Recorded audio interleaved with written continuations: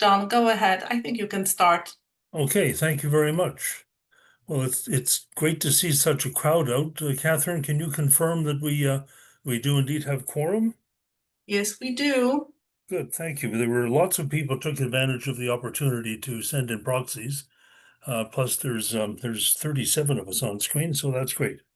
So, welcome to the South Shore Joint Initiative Annual General Meeting of May the 8th. I'm going to start out by doing a land acknowledgement. For thousands of years, the land of Prince Edward County has been the traditional territory and home of Indigenous peoples. We acknowledge that the South Shore lies on the traditional lands of the Wendake, Nyon-Wet'suwet'en, Haudenosaunee, and Mississauga nations, and that Indigenous peoples continue to live in Prince Edward County. We are dedicated to protecting, preserving, and restoring this land for all future generations. So here is the agenda, and I think this is essentially the same as what was sent out in the package. Everybody should have received a complete package of documents, the agenda, the minutes of last year's AGM, the financial reports, and so on. So could I have a motion to accept the agenda, please? And of course, I can hardly see anybody, so we'll take Cheryl Chapman. And the seconder, maybe somebody can call it out. I don't know. I see John. John Lowry's hand up. Okay. Perfect. And how we're going to do voting this evening is I will simply ask if anyone is not in favor, since it's not possible to see everybody on screen. And so if somebody is not in favor of an item, then you would have to unmute yourself and say that. So I will ask for a vote on the agenda. Is anybody opposed to accepting the agenda? I've got to press OK. And hearing silence, we'll take it that we can proceed. Thank you. Doesn't matter. So just as a refresher, many of you are veterans to these meetings and longtime members of SSGI, but some are newer. So just in terms of our vision and mission statements, our vision is a permanently protected Prince Edward County South Shore, where together biodiversity and people thrive, people being part of biodiversity, of course. And in terms of our mission, together our mission is to educate and advocate for the protection, preservation, and restoration of South Shore lands and waters. And by way of a bit of a history lesson, when we got formed, it was a group of founding partners. And here are the logos of the organizations, all of whom are still regarded as partners. Some are more active than others, but that is the original founding partners group. And in terms of our board, this listing of the board members anticipates approval of the new members we're putting forward this evening. They're shown as proposed here, and we're up to 11. We've also shown the officer designations like president, vice president, and so on. And just to note that for purposes of when we elect a board, we just elect people to be directors on the board. The determination of offices or officer positions is done by the board. That's they are not elected. And I believe virtually all of us are present this evening. Plus, of course, we have our professional help in the persons of Don Ayer and Catherine Rogalska and Cheryl Chapman, without whose invaluable work we would just not be able to do what we do. And all of you as members and participants in our various events are what make SSGI go. So just looking at kind of what we've done to date, and this is an abbreviated version, we were incorporated as a not-for-profit organization federally in 2018. In 2019, we launched our website, ssgi.ca, and Facebook page. We're now also on Instagram, as many of you may know. Starting in 2019 and right through to actually the present, we have invited people to discover the IBA, the South Shore strolls that Cheryl Anderson so generously conducts, and others as well. In 2021, we secured charity status, so all donations over $20 can get a receipt. And our crowning achievement in terms of on the ground achievements was the proclamation of the Monarch Point Conservation Reserve on July 31st, 2023, which combined the former Ostrander Point Crown Land Block and the Point Peter Provincial Wildlife Area into what is now known as the Monarch Point Conservation Reserve. We have worked and continue to work with Ontario Parks on the management plan for Monarch Point. We've also recently taken over the Naturehood program, and it's called Wild Thing, educating school children about the South Shore and nature, and there'll be more about that later in this presentation. And we've established the South Shore Footpath Committee, and you'll be hearing more about that as well. So here's our geography lesson. And this map actually shows, I'm just going to get my cursor going here, the purple line, which used to outline just the South Shore Important Bird and Biodiversity Area as recognized by Birds Canada. It now is the outline of what is going to be the KBA, and that is a key biodiversity area. So that expands sort of our coverage to include McMahon Bluff, which was a property recently obtained by NCC into conservation. So what you can see, all of the colored blocks, the different colors, are lands under one or different degrees of preservation and conservation. And we've got a pretty darn good patchwork going on the South Shore. There's one piece not shown on this version of the map, down about here, and that's the Dacom property. It runs down to the water from Royal or Army Reserve or whatever, I forget which NCC has acquired. So that's yet another piece of this amazing puzzle of conservation of the South Shore.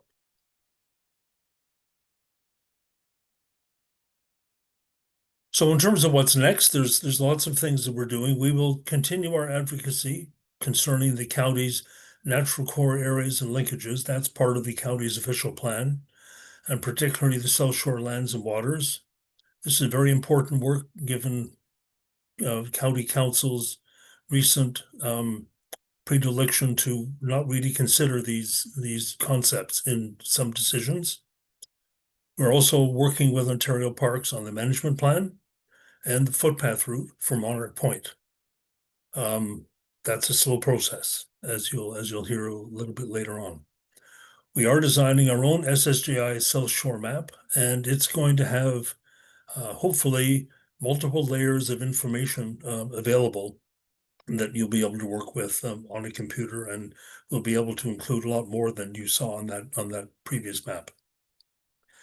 We're also working towards a dark sky designation for the South Shore, and happily we have as a board member now Stephen Burr, who is a specialist in this area, and that's what's going to help make this possible.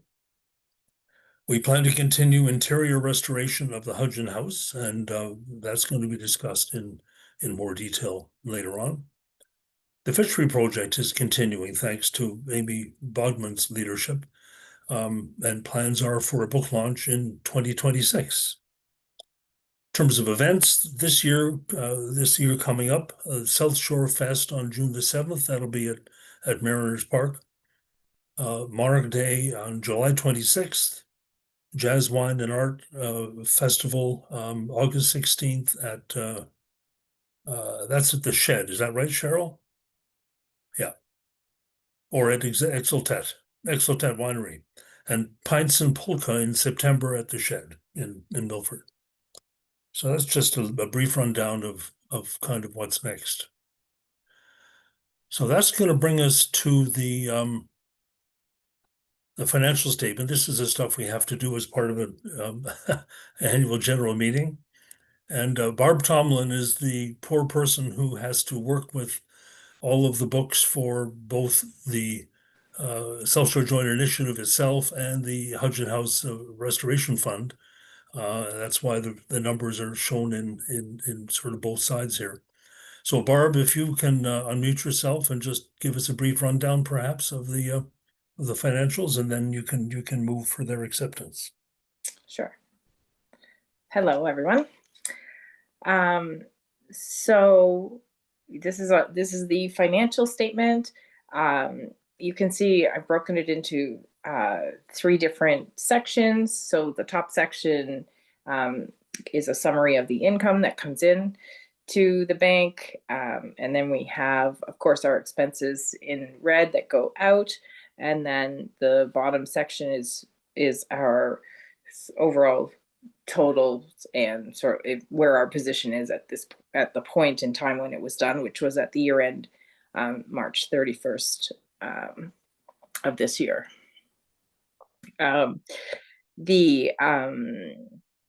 For Hudson House, which is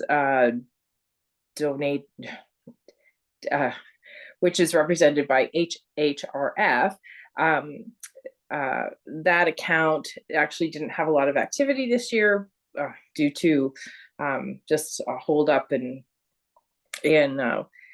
our ability to work on the inside. So there hasn't been as much income or expenditures as there have been in other years. But I guess what that means actually is that the money that we did have has sat there, and we certainly have some money sitting in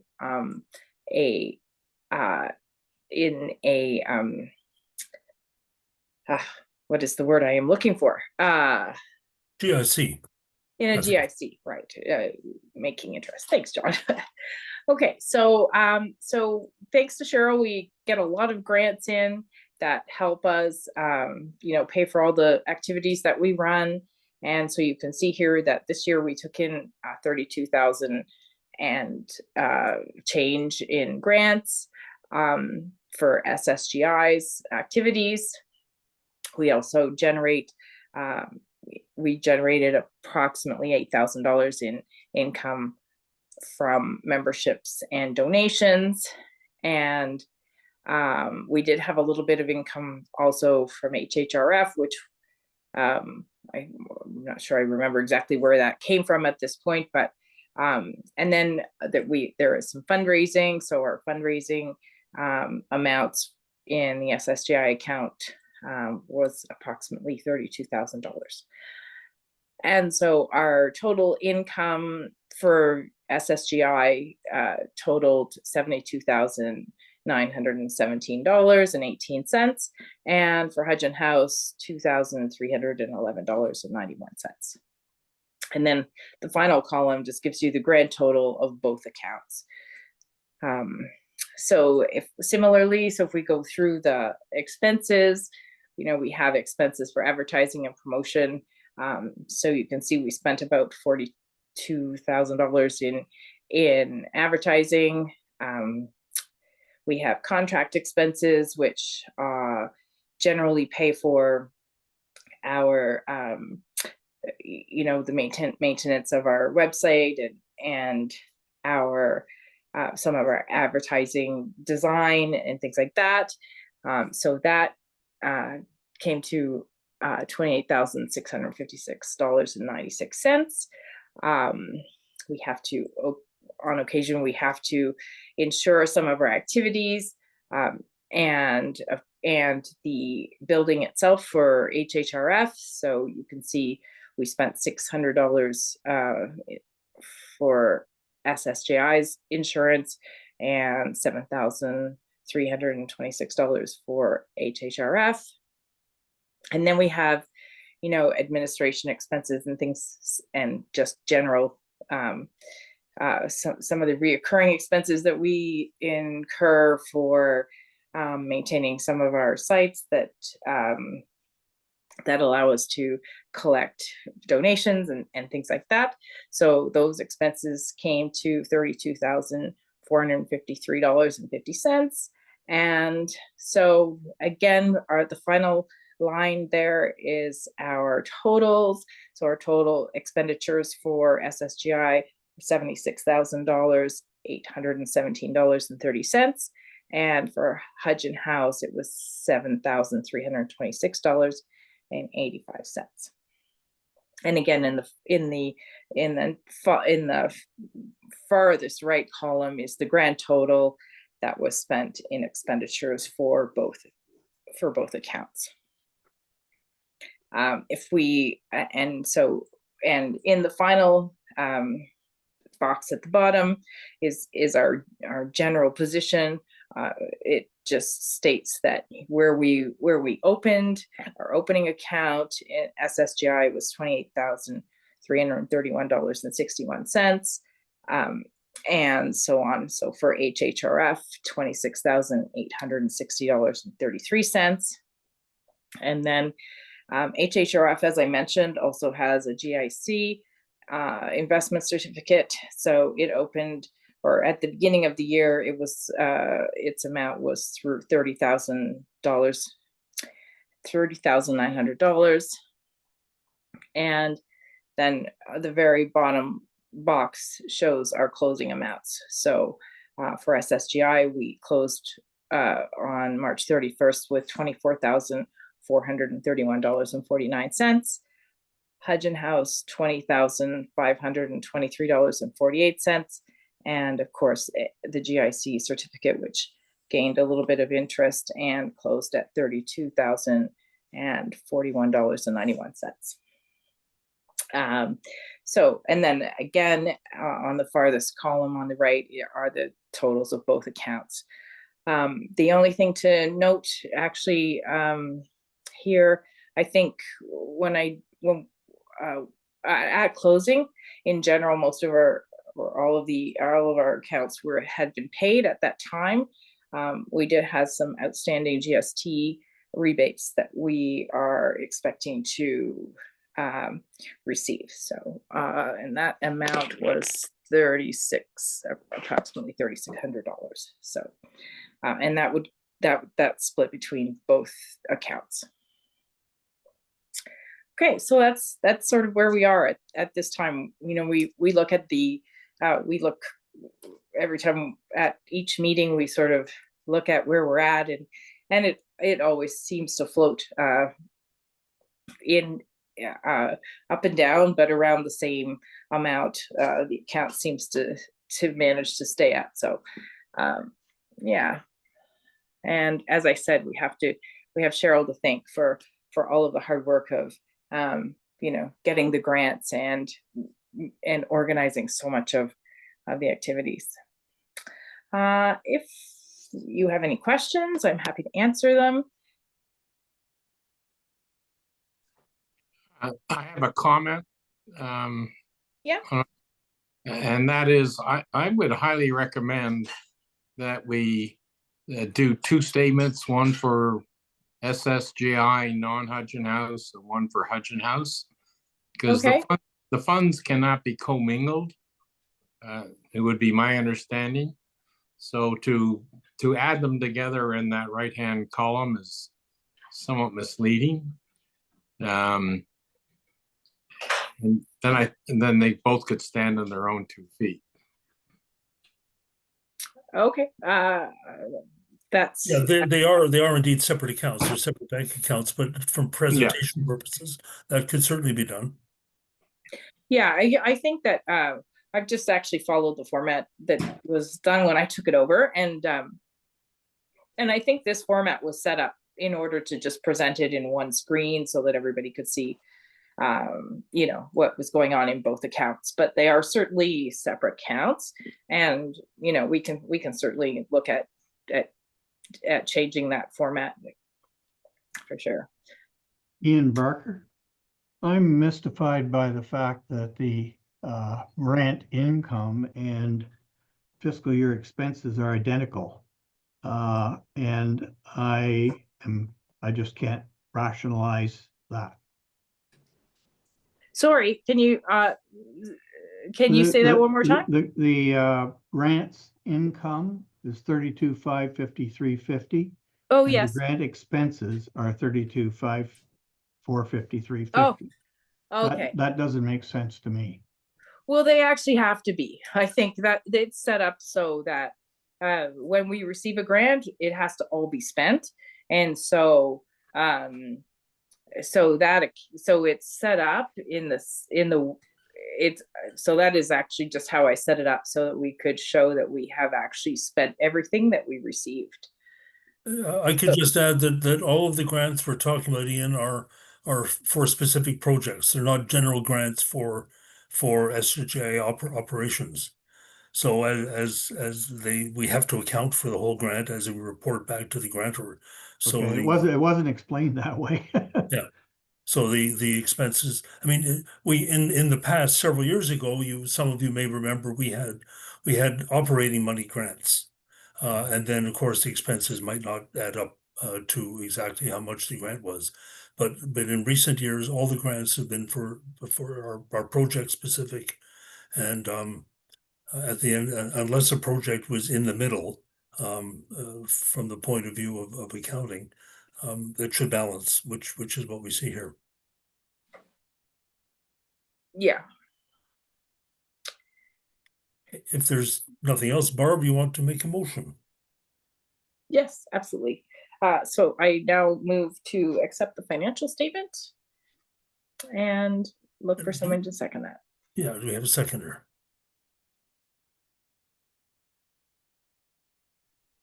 I'll second it. Yana McCarthy.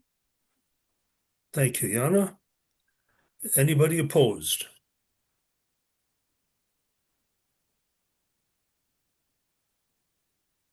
Hearing none, that's great. The financials are approved. Thank you so much, Barb. You're very And welcome. one more motion that is in the agenda, I don't have a slide for it, is we've been fortunate to have Bruce Nicholson, who is a retired chartered accountant, to review the financials every year. And I'd just like a motion to reappoint Bruce Nicholson as our financial reviewer for the financials for 2025. So Ian Barker is moving. Thank you. And I second it. And Barb will second. Okay. Yeah. Anybody opposed? And Bruce isn't here to say no, so I think we're fine. Okay, that's great. So that was Ian.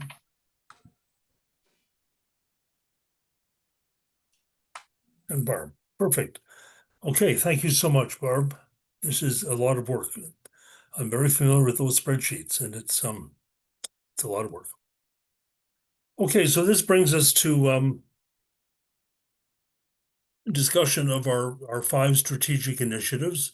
Some of you may recall from last year that we have settled on 5 sort of pillars of activity: Monarch Point, the conservation reserve, biodiversity protection, South Shore footpath, cultural heritage, and advocacy, education, and outreach. So what we're going to do now is briefly go through what's happening in each of those 5 strategic initiatives, and the leaders for each of those initiatives are going to speak to that. And since Monarch Point is first, I get to be the first one too. So you still have to keep listening to me. Sorry about that. So in terms of what's happening in Monarch Point,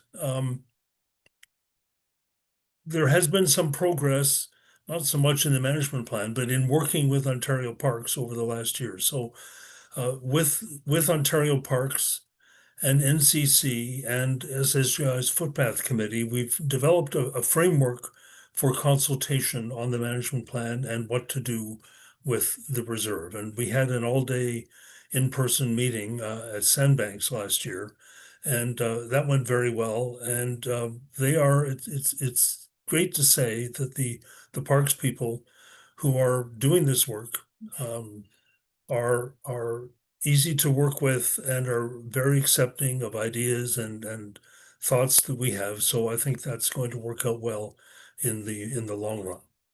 We have quarterly meetings with the parks project team. The actual park development project team is based in Kingston, and we have quarterly, generally Zoom meetings with them.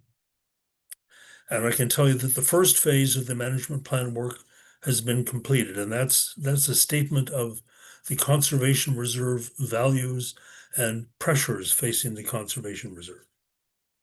The second phase that they're working on is a purpose and vision document that is nearing completion, and we're hoping that there's going to be some public consultation on these documents sometime in 2025. But amazingly, given the recent provincial election, much of this work seems to have come to a halt while they're waiting for instruction from Toronto. I'm not going to comment on the inefficiency of the way our provincial government works, but it is frustrating, and it tends to hold things like this up.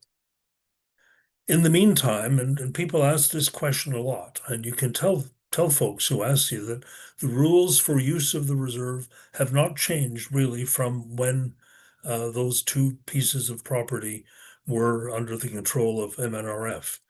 The only difference is that it's Sandbank staff who monitor for infractions, cleaning up garbage, take complaints, etc. But really, none of the rules have changed.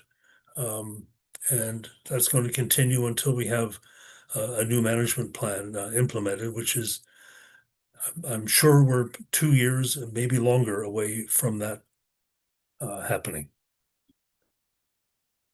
So next on to Dark Sky. This is exciting stuff.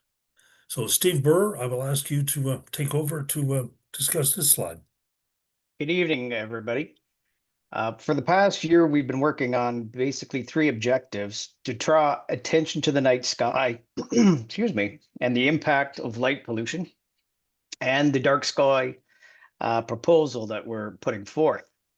And in doing so, we've reached out to our community partners, 7 to date, and received 5 letters back.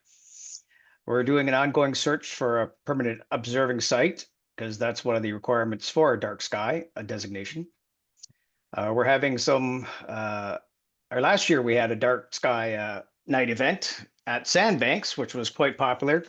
150 campers participated in that event. We're continuing with our library Astro series, monthly talks at the library. We get between 7 and 30 people per event. Last fall, we had Fallen Stars, which is a local star party, and it's quite popular with the 2 clubs, Kingston and Belleville. For this year, we're continuing with Sandbanks, and we hope to have maybe a summer solstice event in June, a solar observing event in July, and a meteor shower event in August. So there's 3 events coming up that we're planning with staff from Sandbanks. We're also looking at the Lights Out program with RASC and Nature Canada. And this past couple weeks ago, we had the RASC AGM, and a lot of that had to do with dark sky effects, light pollution, and dark sky preserves. So that was, we had myself attended those events. We're looking at South Shore Fest to have a laser guided sky tour. And for Milford Fair, we're looking at an astronomy display, maybe some solar viewing. And for International Astronomy Day, we're hoping to have an astro display and maybe even some be able to look through some telescopes. And in the fall, we're hoping to get together with the Quinte Field Naturalists, and we're going to present to them on light pollution and the dark sky preserves. And this all comes together hopefully in the fall with a presentation to the county council. So that's so far what we've been doing up to date. Thank you. Thanks very much, Stephen. This is a great project, and Stephen is such an advocate for it that we're not going to let this go. That's for certain. That brings us to the South Shore Footpath. Jeff Craig being the project leader, but I understand that this evening Mark Pattison, who is one of the very active members of the footpath team, is going to present this slide. So go ahead, Mark. Good evening, everybody. We've been at it for 2 years now. The idea came to us from the conference we had at pardon me,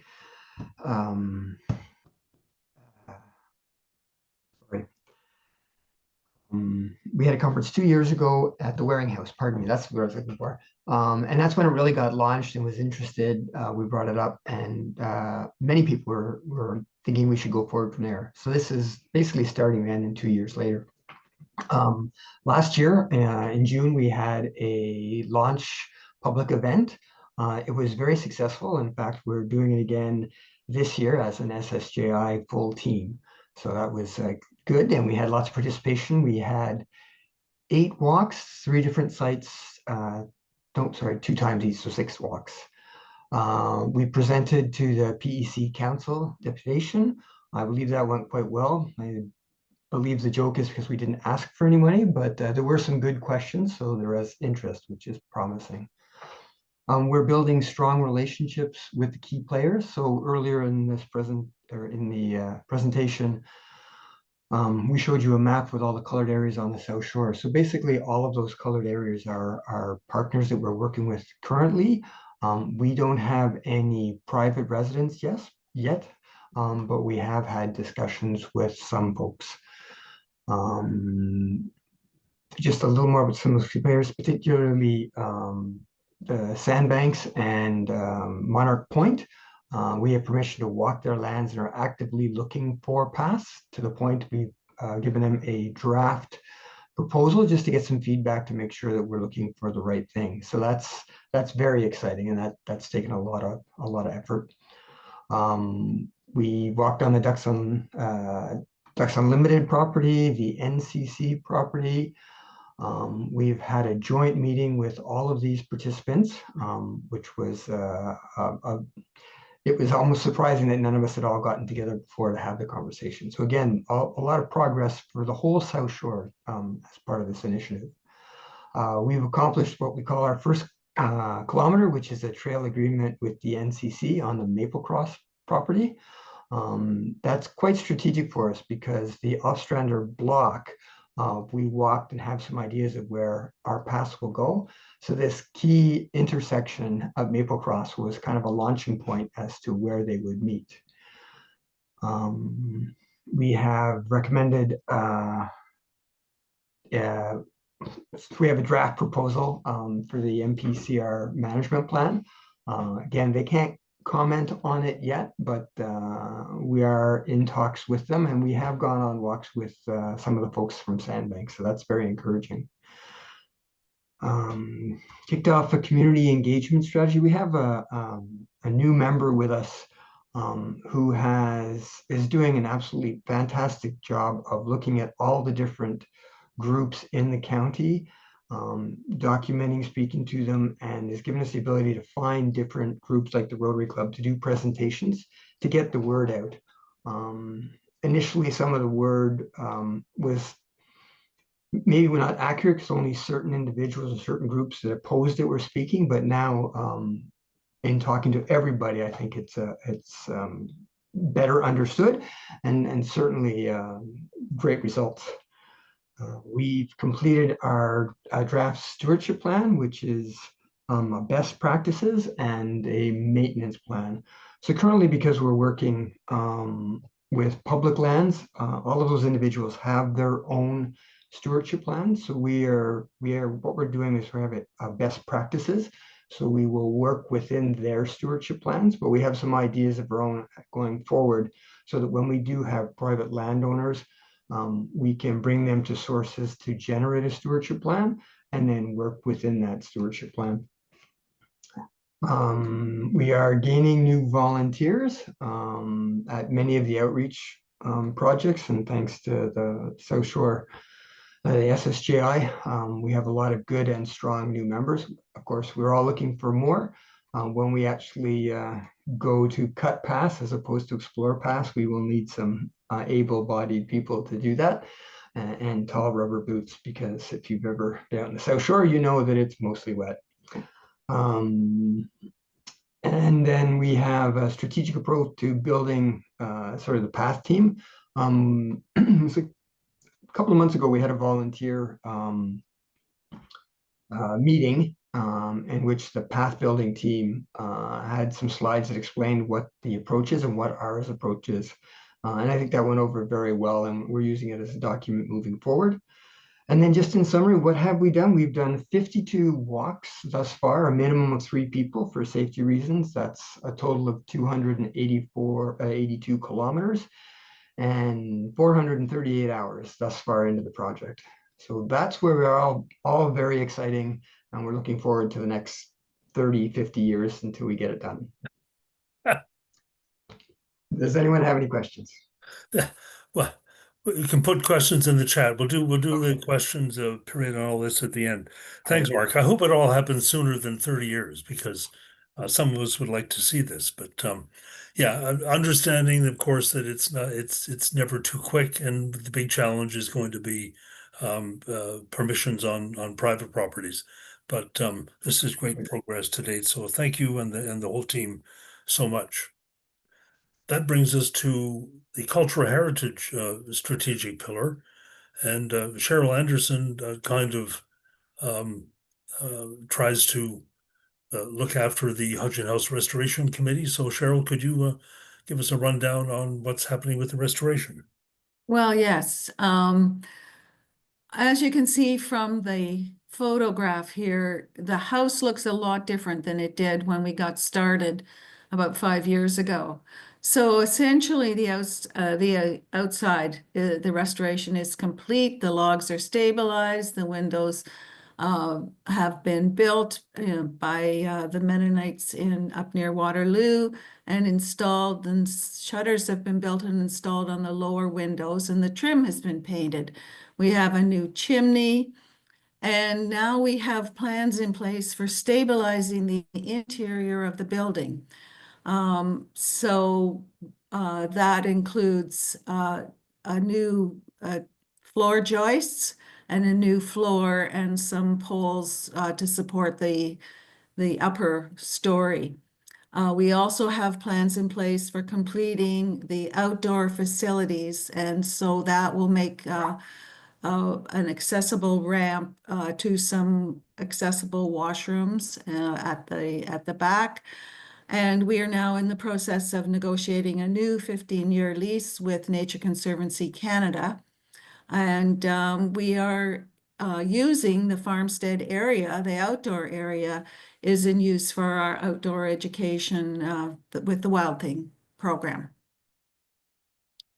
Thank you very much. Yes, certainly the building is looking much better and weatherproof at least.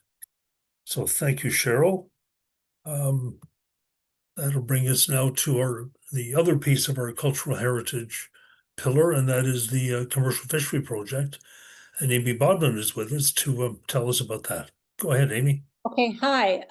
So yes, I'm Amy, and this project is also an ongoing project that's lasted a couple of years. It started about 3 years ago when we and I was working originally with Suzanne Pasternak, who had been recording the commercial fishery stories.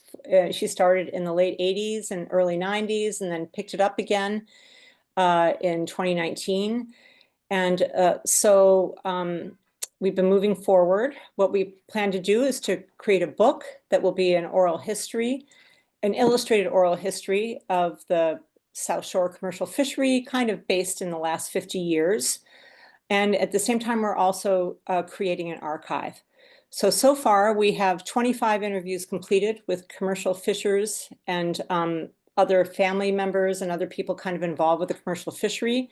That includes some of Suzanne's interviews that we had to digitize and get in a format that could be in this hard drive that we're creating. We have 8 first edits of interviews. Our plan is with these first edits, these would go into the archive, and then we would work from those to make these chapters in the book. We have hundreds of commercial fishery related photos and documents. Like, that's been incredible. Agreements, history, things, all of this, and incredible photographs, including some from people on this call, like Ian Barker, who's donated some, which has been terrific.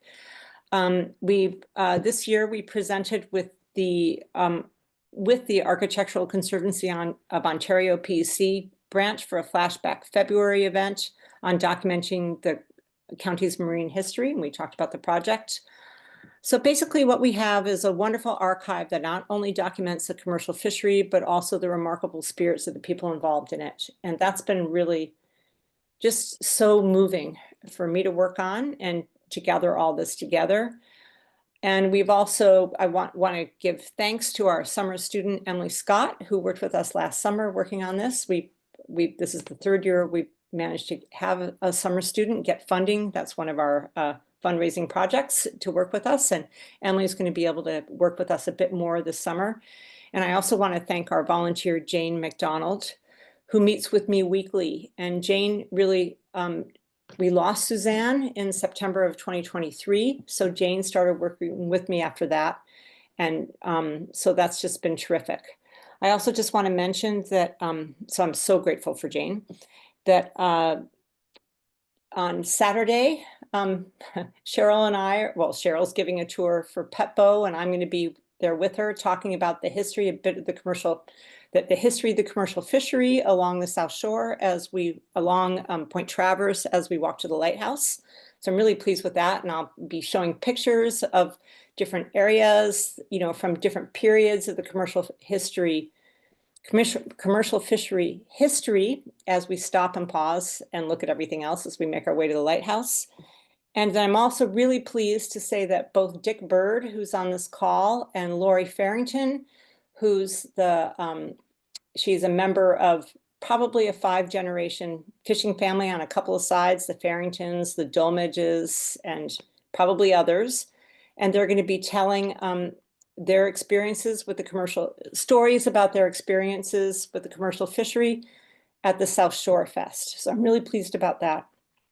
So that's where Lori actually grew up on the Point. She was a kid on the Point with her grandparents and her father who fished. So it's just really neat to get it from kind of a kid's perspective. And anyway, that's my report. I hope that's okay. Thanks. Thanks so much, Amy. You can certainly tell from your storytelling that this is a real labor of love for you. And of course, we're looking forward to seeing the book ultimately. We're hoping for next year, right? Yes, that's right. And the book will be kind of just sort of a snapshot of what's in the archive, but and that's so important because go on and on.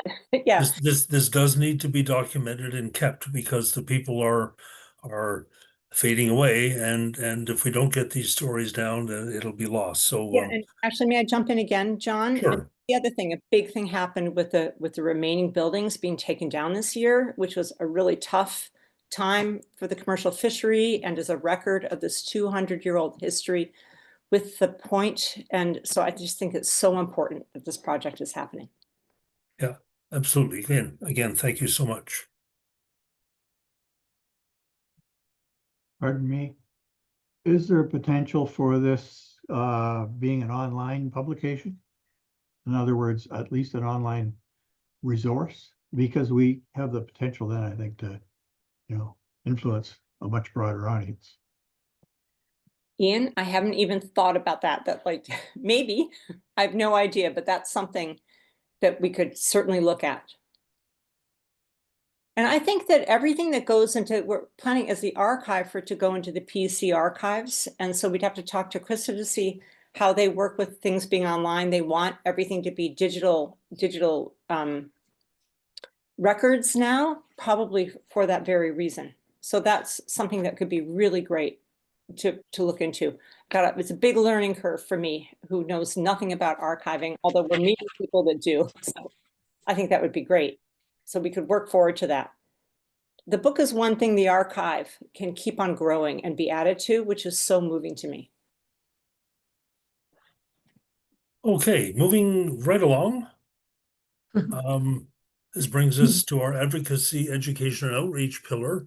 And the first part of that is to talk about Wild Thing. And we are so fortunate to have Cheryl Chapman, who is really a professional educator, who has done so much work with so many people. So Cheryl, would you take it away?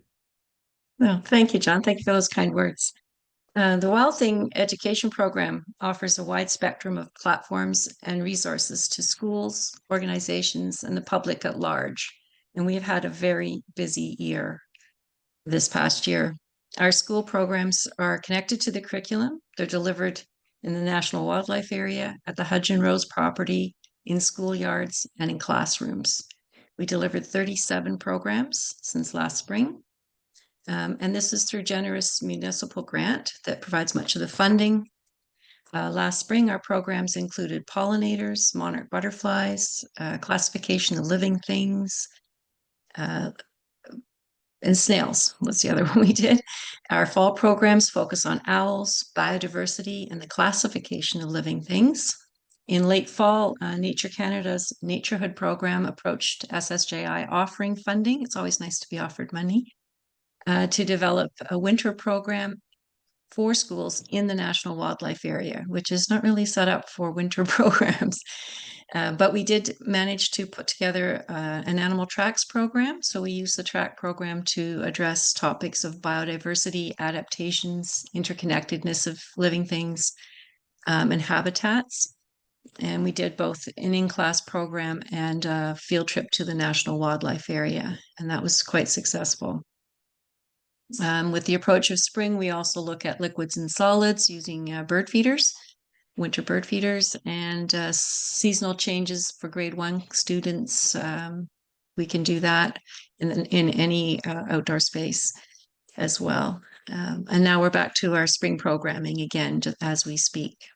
2 years ago, Canada Wildlife Services approached SSJI with funding for a program to introduce new people to the National Wildlife Area. So we developed a tour program that provided free transportation and a guided introductory tour or walk of the National Wildlife Area.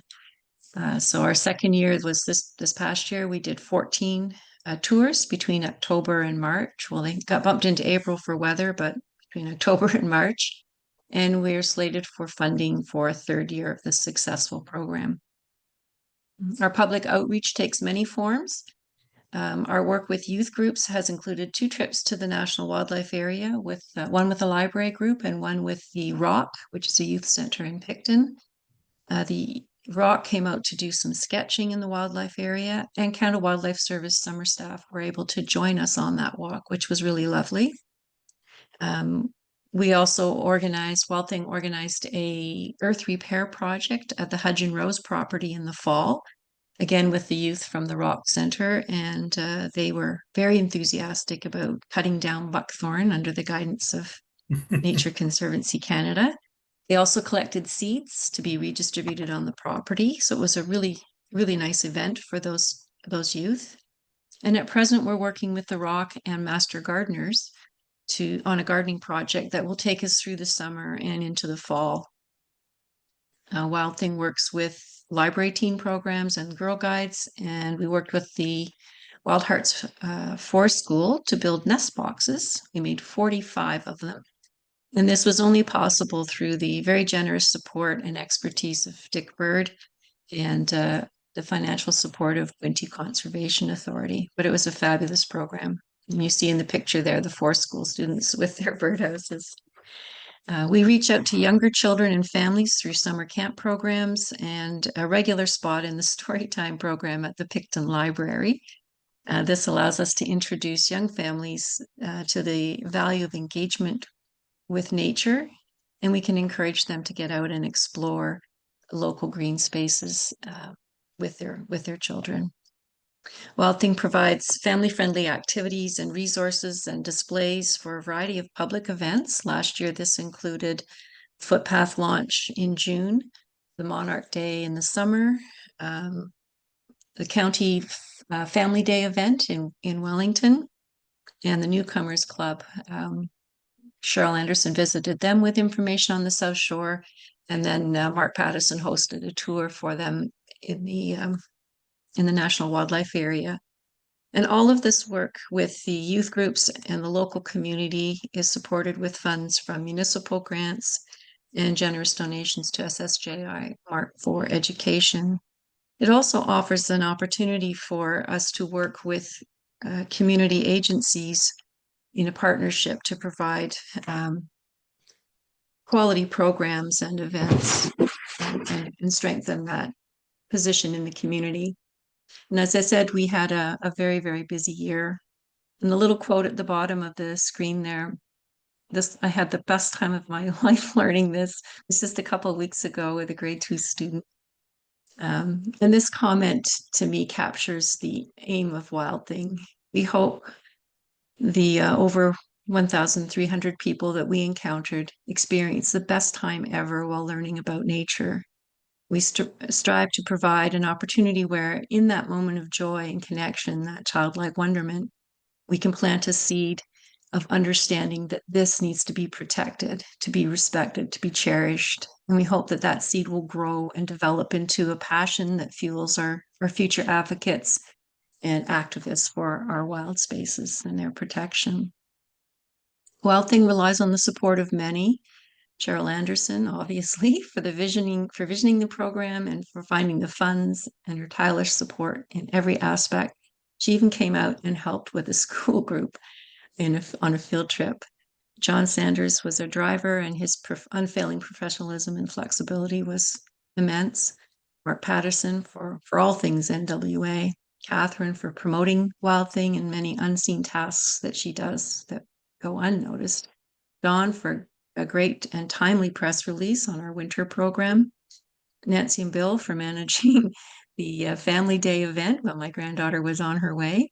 And Gurpreet for coming out with Cheryl to assist with the Family Hub Day just last weekend. And Dick Bird for his generosity with his time and Nestbot kits. Kingston Field Naturalists share their amazing specimens collection with us. And especially, I'd like to thank the Board of Directors for recognizing the importance of sowing seeds early and widely.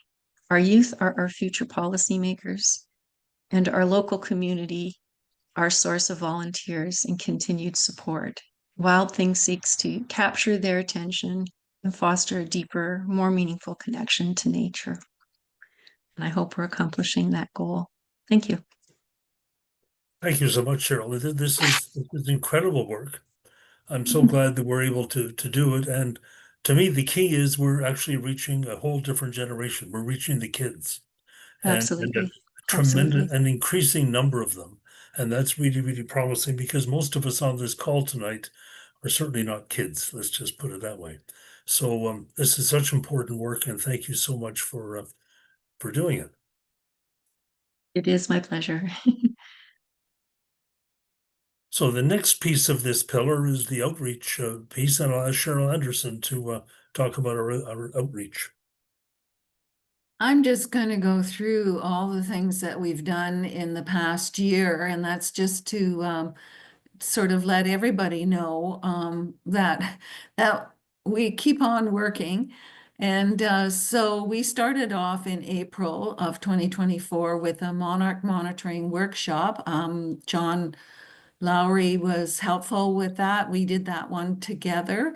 That came together very quickly because there was supposed to be a workshop provided by another organization, and at the very last minute, the person got ill, and so we just did it, and it was very successful.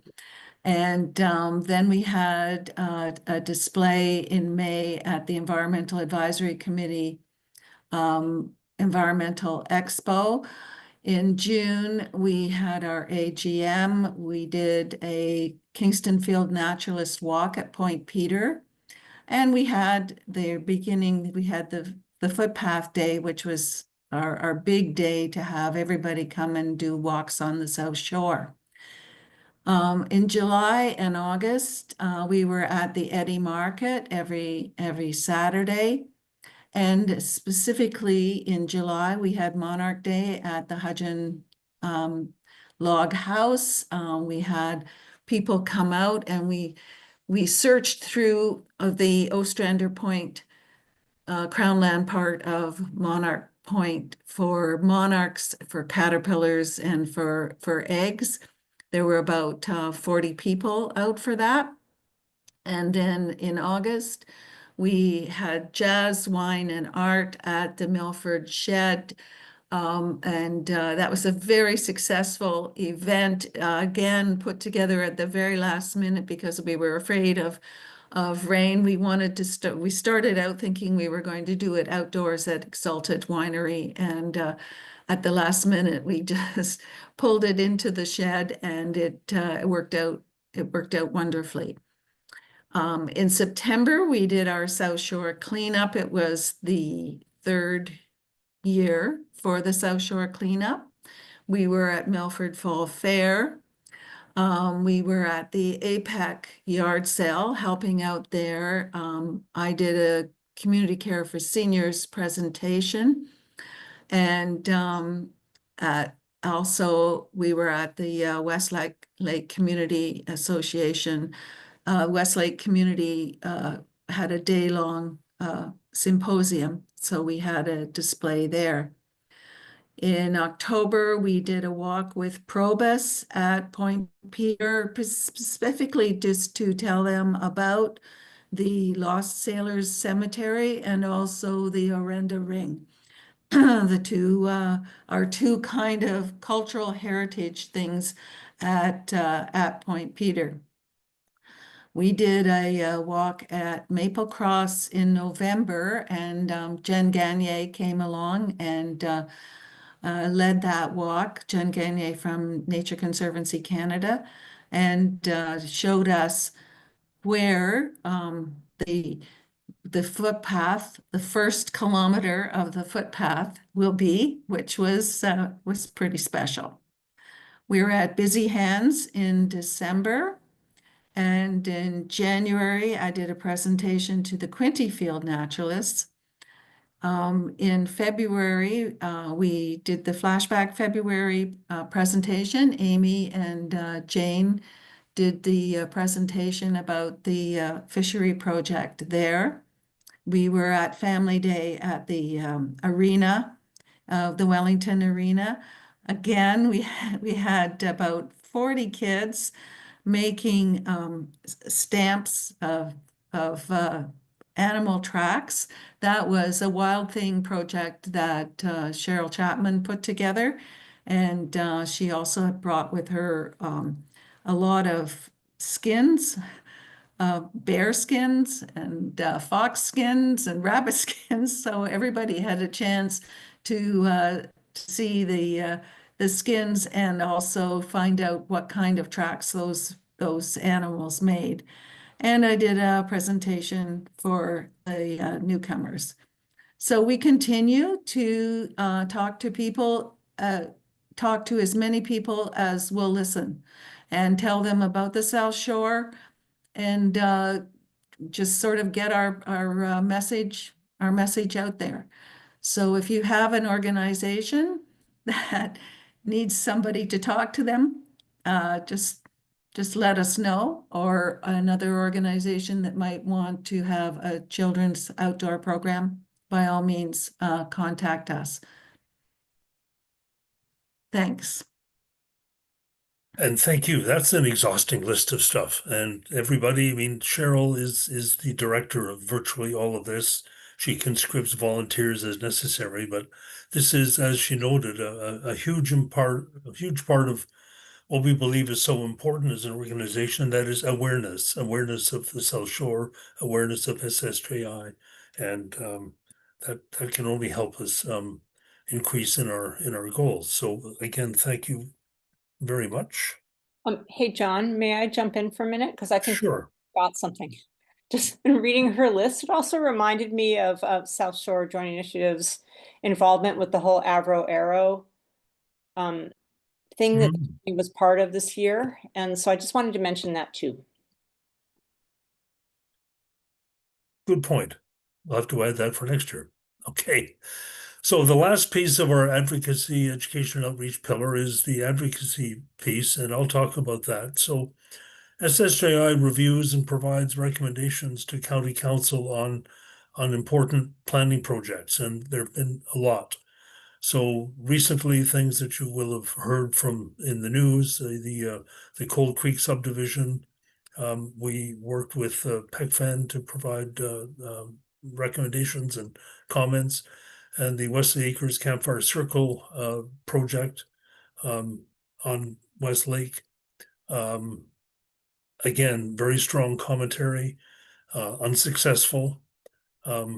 that continues on. We have written to the, actually, I'm going to divert and mention that since council decided in this case to ignore its own official plan and approve the project, and there is no right of appeal for anybody involved to the OLT, that means that the only avenue one has to complain that the county is not following its own official plan is to ask the Minister of Municipal Affairs to intervene. So we have done that. We didn't get a good answer to our first letter, but I'm not going to give up. So we'll continue with that. And we weighed in on Picton terminals, and of course that isn't over yet either. There have also been a series of official plan amendments that we've commented on, and the recent comprehensive zoning bylaw, which is coming to a conclusion in another month or two, we've done comments on.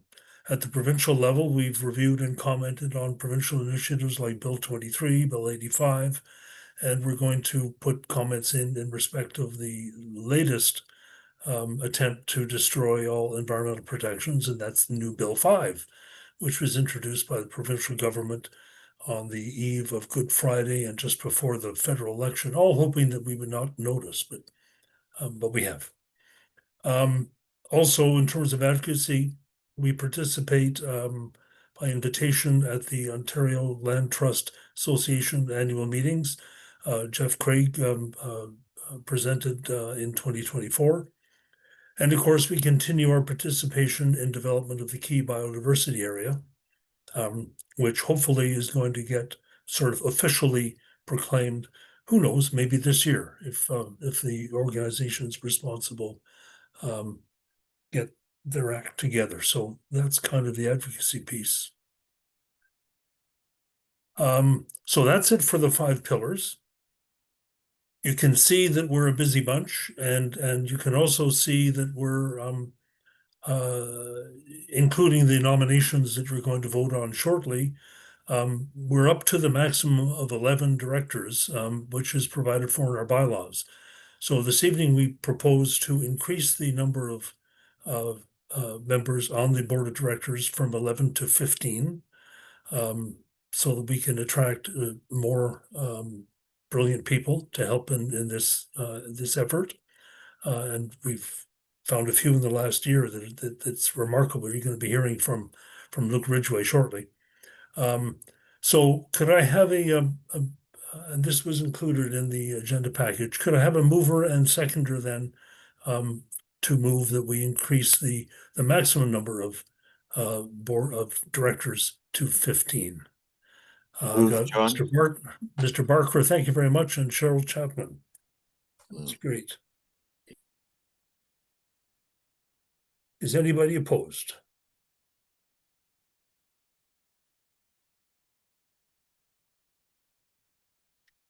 Hearing no objection, they'll consider that bylaw amendment is passed. Thank you all very much. Which brings us to the nominating committee report. So Cheryl, I'll let you explain this if you would. Okay. The way that we usually do our board is that half of the board comes up for election for a 2-year term every year.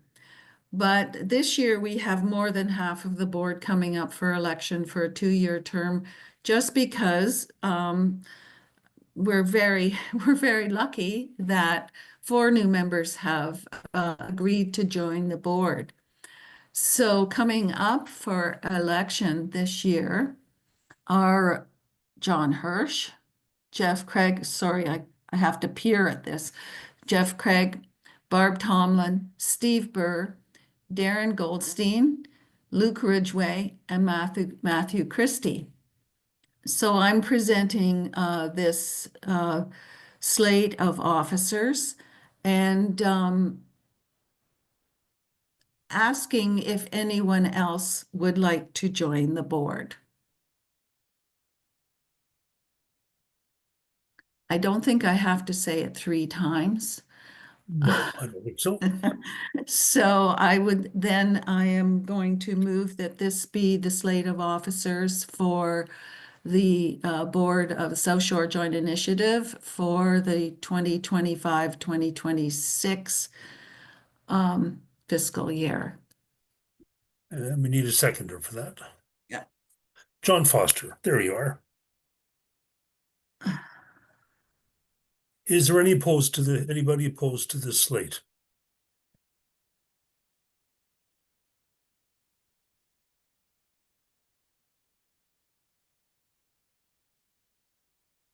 Hearing no objection, then we'll consider. Oh, Sorry, there was a chat interjection there. I think it was about the proxies. Yes. Were there any proxy votes that, Catherine, that were against any of the I nominations? believe there was one, but for the bylaw to increase directors, but it was just one. But there was nothing for the membership here. There were some who abstained from the vote, but otherwise it looks like everyone was for. okay, thank you. So there was one against increasing the directors, but everyone else apparently in favor, so that still passes. Thank you, Ian, for bringing that to our attention.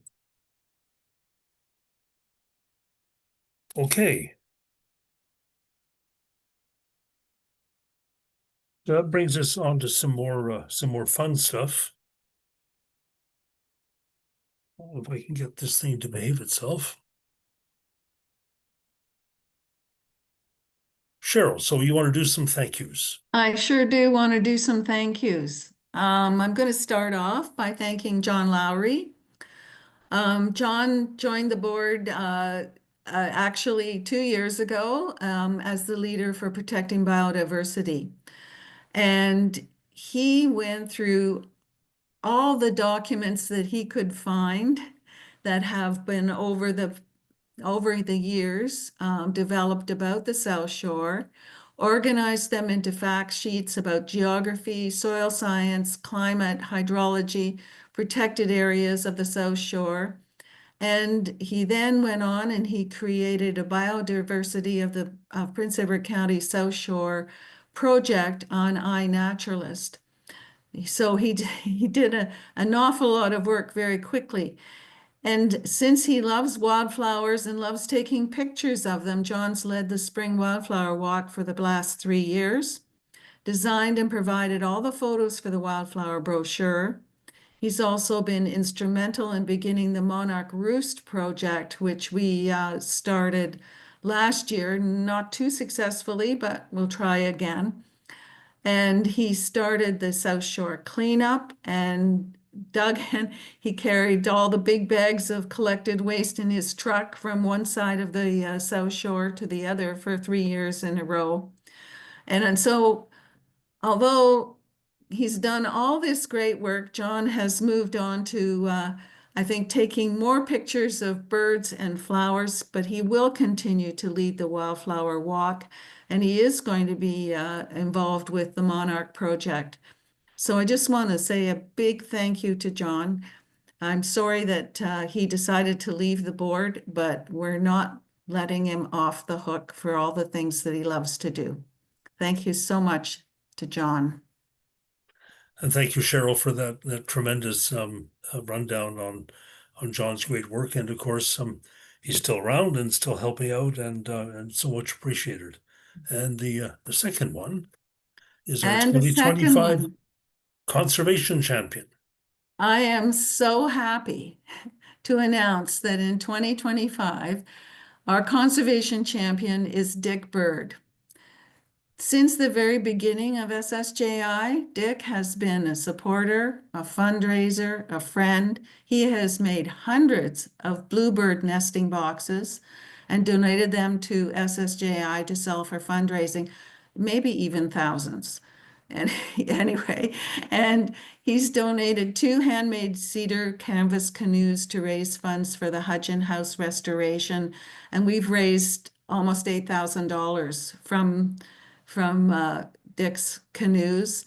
He's an enthusiastic supporter of the commercial fishery project and continues to be involved in that. As Amy was saying, he's going to be at the South Shore Fest giving telling some of his stories of the fishery. And the latest project is he's teaching kids how to put together bird boxes with the pieces he supplies. And so you saw a picture of that in Cheryl Chapman's presentation. And we will also have those at South Shore Fest. He will be, he's going to be bringing all the pieces so kids can make their own bird boxes. You know, Dick, his favorite saying is, let me know what I can do to help. And he has been a big help, as much as even today, making the platform for an Osprey platform that we're working on for the South Shore. So thank you, Dick, for all your help and enthusiasm. And we have a special presentation for you, and I hope we can somehow see, could we sort of take this off, and Christine is going to give Dick our special presentation. Okay, I'll stop sharing for a second here. Yeah. And where are they? Christine, if you can unmute and speak up, then this way it will pop up on everybody's screen. Okay, unmute, Christine. You're still on mute. Yeah, you're still on mute. I don't know if I can find her.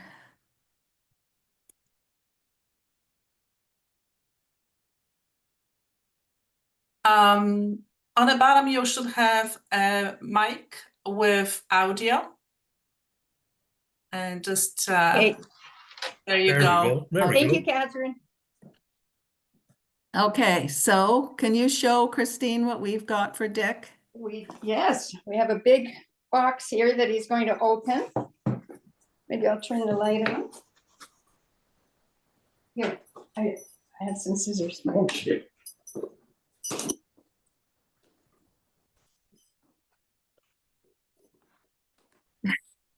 Old people shouldn't have sharp objects.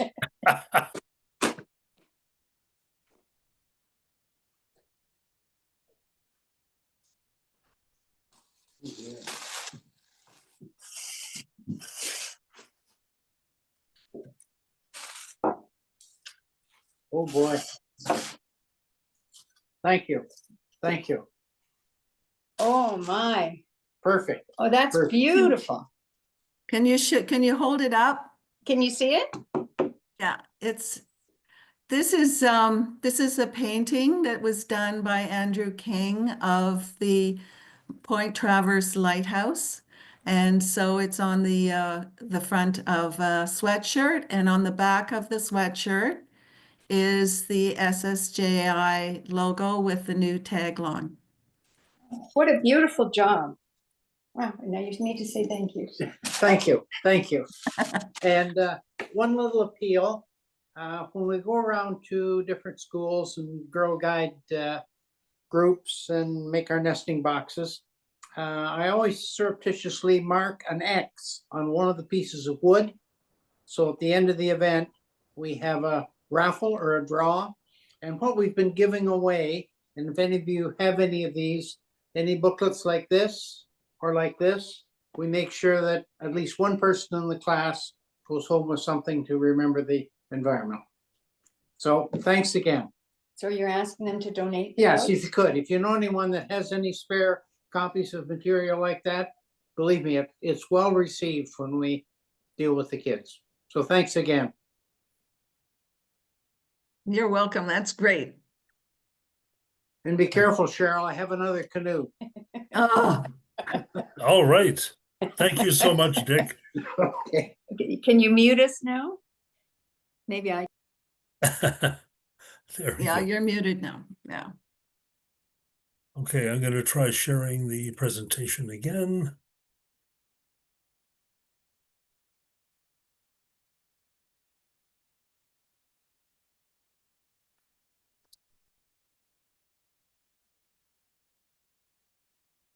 Oh, so this brings us actually to the end of the presentation. And so actually I'm going to do is stop sharing so that we can see each other. And this is where we can take some questions. We have two more things coming up. We have an animation by Stacy Sproul, and we have our feature presentation by Luke Ridgway. But right now, based on the material we covered so far, does anyone have any questions they want answered? Of course, anybody can email us at any time to ask us questions. Catherine, is there anything in the chat that needed answering? No, there have been some really good comments and very pleasant comments for all the speakers thus far, but I don't see any new questions. Since we have a minute, if anyone wants to speak a question, you can unmute yourself and just say it, but I don't see any questions coming up at this moment. Okay, well, maybe we've done a pretty good job of covering all the territory. That's great. So can we move on then to Stacy's presentation? Stacy Sproul. Are you Yeah. going to I'm going to now attempt to share my screen. I think Okay. Stacy wants to introduce it. Oh, right. Yeah, I can just do a little quick introduction, just to give some explanation of the project. So I finished this project earlier this year. So it's a 4-minute animation work called Sojourn. I received Ontario Arts Council funding for this, and also lots of help from Cheryl Anderson for wayfinding. So the whole work is centered around the South Shore. It is a sort of double process. So I'll explain some of it, and then it'll maybe make more sense once we see it. I visited the South Shore over sort of 6-month period to shoot footage of like movement, then took that footage and then rotoscoped it. So using the video footage, I made hand-drawn cards that I then returned to both Monarch Point and then to Prince Edward Point to shoot those frames in motion. So what you see is the hand-drawn frames moving, as well as the stop motion frames moving around the outside as well. So this work was really kind of like a reflection on the South Shore as being this important area of biodiversity and important area for migratory songbirds. Also, it was like the grant was written at a time when I think what we were really witnessing in this province was like, the Greenbelt scandal, the things that are happening and still are continuing to happen at Ontario Place. And even now, yeah, like the mention of Bill 5 and things like that, the legacy that the Ford government is leaving on our green spaces is like huge scars at this point. So I really wanted to document this place and sort of show it as important to kind of like see that role of like artist as witness in a way, artist as like the one who can be there to remember like this is how things are, this is still possible, it's still possible to conserve land, it's still possible for us to have access to nature, and that it's not just a nice to have, it's actually like a necessary to have. So yeah, we can watch it, and then if there's questions, I'd be happy to like field questions as well. All right, so let me give it a good try with sharing.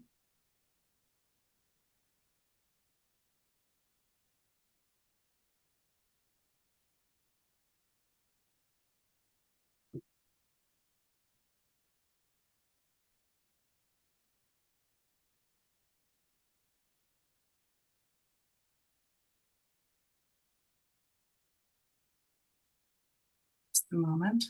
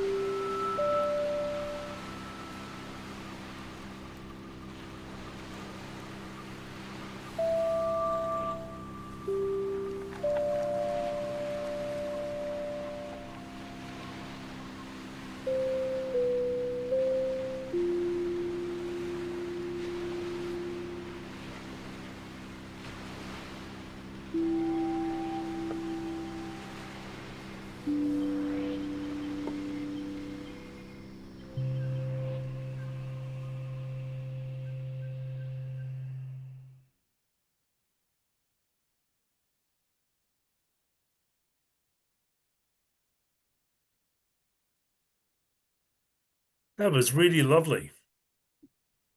Thank you so much. I was trying to figure out what road you were walking on. Do you recall? Yeah, so it's all stitched together. So part of it, the Arenda ring shows up there at one point. So it's kind of like that entrance that you can come through to get to the Arenda ring, and then around the ring and then back down. And then it's also stitched, the beginning of it is up towards the lighthouse at Prince Edward Point. So yeah. That was great. Animation on the South Shore.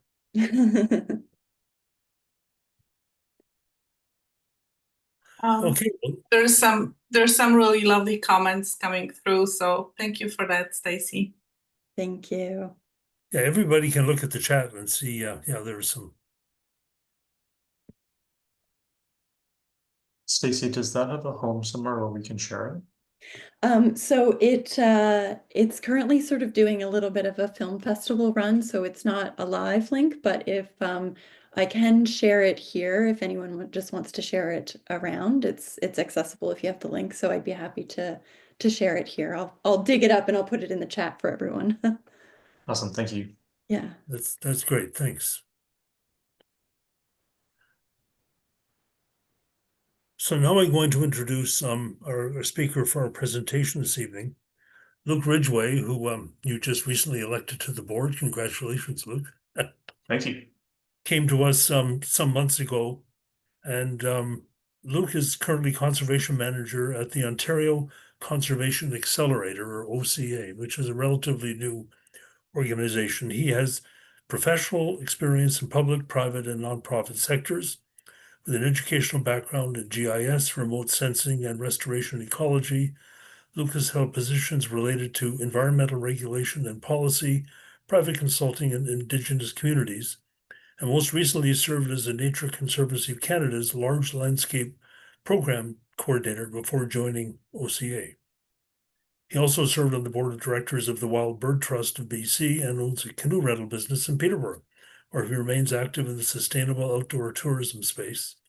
As an avid camper, Luke spends as much time as he can in the field, both to study and appreciate the natural environment and help others connect with the outdoors. We're so happy to have you with us, Luke, and you're going to be speaking about accelerating conservation in Ontario, exploring new tools and opportunities. So take it away with your presentation. Awesome. Thank you, John. Just give me 1 second here to get my screen up.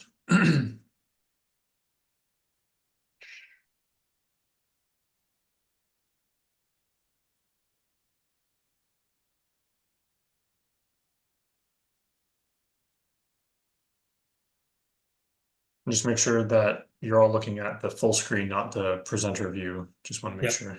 That looks Okay. good. Looks good. Okay, wonderful. Thank you. Well, I feel very privileged to be joining such a passionate bunch of folks. As John said, I only joined, I only got on board with SSGI in the last few months. But really happy to be on the board and to be able to take an active role, particularly on the biodiversity file, which John Lowry, I know you're on the call. I think I saw your name earlier, but we haven't had much of a chance to connect over the last few months. But I've worked with John a little bit in his role at Quinte Field Naturalist as well, and yeah, really excited to be taking on that role.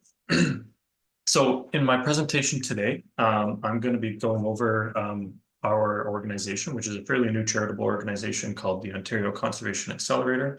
Just talking about some of the work that we do, some of our objectives within the conservation sector in the province, and try to spend a bit more time on some specific projects that have been taking place in southeastern Ontario, a little closer to home here, and hopefully inspiring some ideas for how we can support work that SSJI does, and how we can hopefully lift up the whole sector and promote conservation all over the province.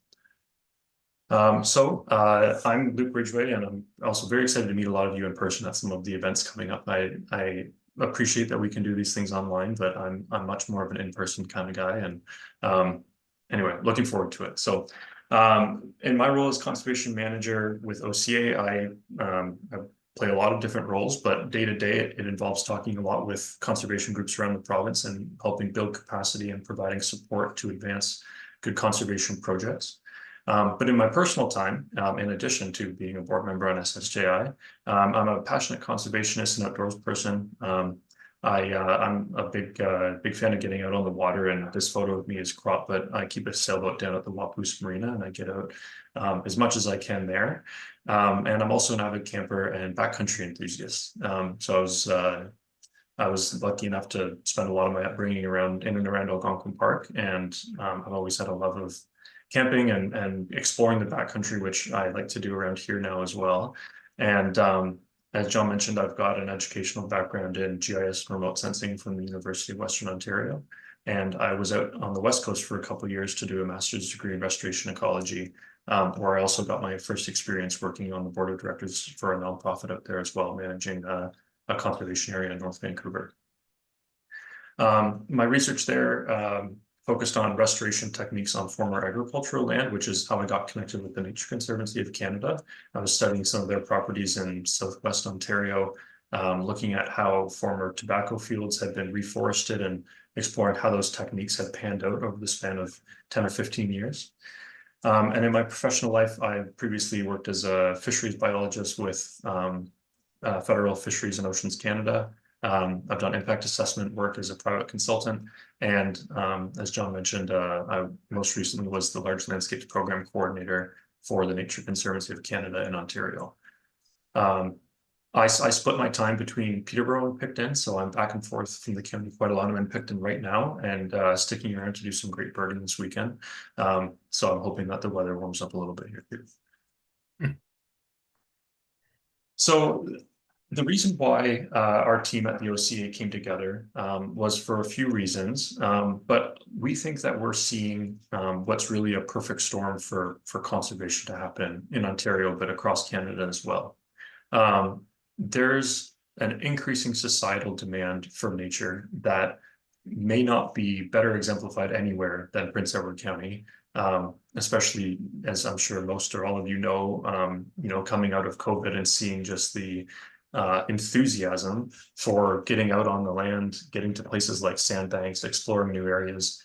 During that time, conservation areas were slammed, public parks were slammed, everything, provincial parks were more than slammed. They were running out of places to put people. People were getting turned away. And that access for nature, I think is pretty universal across the country. It's not just Prince Edward County that's seen that kind of interest, but in areas, all over, they're seeing population growth that is putting the pressure on green space to provide that natural setting for a lot of people, and that's great.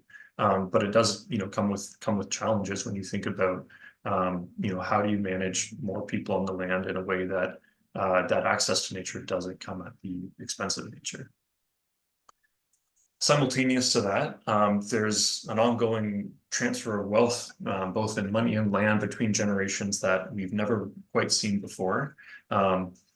What's happening a lot is, you might have a cottage property or a rural property that a grandparent or a parent picked up years ago, and maybe the kids have moved away or don't have the capacity to take on that kind of responsibility, or the capital gains on it are so high that it's just not financially feasible. But right now, there's a lot of money changing hands and a lot of land changing hands. And in that, there's a real opportunity for folks who want to see the environmental, you want to see their legacy, in protecting the environment secured. The provincial government obviously is, not doing a lot for green space, but there is certainly interest in certain facets of green space and access to nature. Urban parks has grown as an increasing emphasis with the current province, and turning non-operating parks into operating parks. Big Wind Provincial Park was an announcement not that long ago to get more access to nature. So access to nature is really kind of the language of the current provincial government. So we're enthusiastic about that interest, but the province can't do it alone. They need support from groups on the ground who can advocate for the work that needs to be done, and make sure that there's support to see it done right. There's been great growth also in the private conservation sector. The land trust community in Canada is more than 150 land trusts nationally, more than 35 in Ontario alone. There's a growing number of Indigenous land trusts and land trusts that focus on values not necessarily directly related to conservation, but certainly, arm's length or residual. Examples might be like the Ontario Farmland Trust, who is using the land trust model to protect prime agriculture in areas that it's under threat from suburban development that, once it's there, you can't really get it back. So the land trust movement is also evolving to factor in different interests on the land, different land uses. So our organization thinks that now is the time to capitalize on this convergence of need and opportunity. Because at the end of the day, our environment is under pressure. We're facing a climate change crisis, a biodiversity crisis, and that threatens food security, our water, our economy, and the way of life, not only for us, but for generations to come. So we're looking at now is the moment.